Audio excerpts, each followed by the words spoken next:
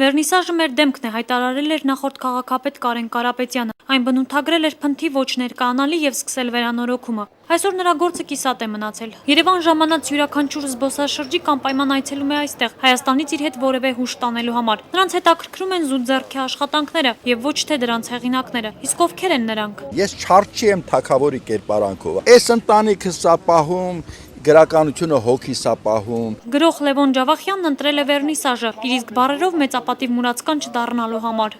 Բա ի՞նչ է արվեստագետին պատիվը։ Ծառուկյան գագոյից փող մուրալը։ Ես ներկայացնում եմ Հայաստան աշխարհ։ Ուրիշ ձև չենք կարամ, որովհետև սրանով ենք ապրում։ Քանդակագործ Ռազմիկ Լալայանը երջանիկ կլիներ, եթե արվեստանոցից դուրս գալու ժամանակ չունենար, իսկ այսօր ստիպված է օրեր անցկացնել փողոցում աշխատանքները վաճառելու համար։ Որտեղ որ աշխատում եմ, մատերս չի մրսը։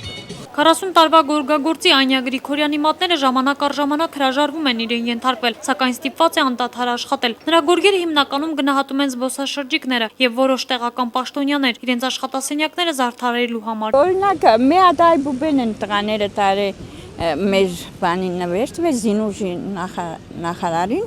Սեյրան Օհանյանին։ Վերնիսաժում առևտրով զբաղվող արվեստագետների եւ հնավաճառների վիճակը ծանրանում է հատկապես անձրևի եւ ձյան ժամանակ։ Նրանք պարզապես ի վիճակի չեն լինում ցուցադրել իրենց աշխատանքները, իսկ զբաղեցրած տեղի համար պարտավոր են օրական վճարել 1000-ից 2000 դրամ, անկախ նրանից առևտուր եղել է թե ոչ։